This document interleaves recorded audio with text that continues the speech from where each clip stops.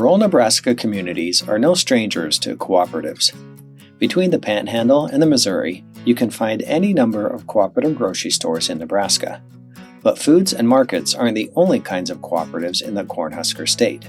This summer, Cindy Holden from the Nebraska Cooperative Development Center ran a 6-part webinar series about establishing medical home care cooperatives, and in Beatrice, Michael Sothan, the executive director of Main Street Beatrice, is establishing a real estate cooperative. Downtowns have had a lot of ups and downs over the years.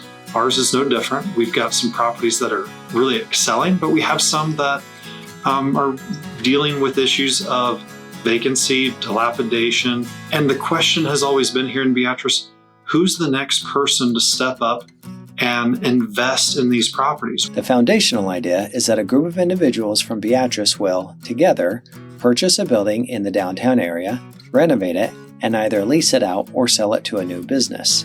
The proceeds from that transaction will create an upward spiral that go toward purchasing and renovating other downtown structures.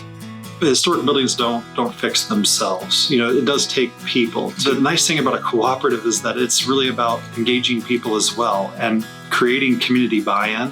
While economic development is a motivating factor, so is community pride. Someone in the community that's now making an impact. Now they can say, hey, that building that got renovated, that business that got started in there, I was a part of that. And I think that really has power. To navigate the legalities and red tape of creating an investment cooperative, Sothan has teamed up with Charlotte Nargis, the Associate Director of the Nebraska Cooperative Development Center at the University of Nebraska-Lincoln. I wasn't even sure there was an investment cooperative if we can do it in Nebraska. So I reached out to a wider network of people, and from there we worked with someone from Minneapolis that helped guide the process at the initial stages. And I worked with an attorney that knows cooperative law to know that everything was legal in Nebraska. While investment cooperatives aren't a new idea, Beatrice would be the first of its kind in Nebraska. However, Nargis hopes it will not be the last. And it wouldn't be just a model for Nebraska, it'd be for the United States. I work with some cooperatives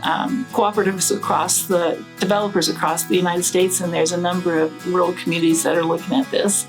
Given the recent struggles Nebraska has faced between floods and the pandemic, it's easy to see how community and collaboration are key to the state's ability to thrive and succeed. We don't know what the future economic situation is going to be.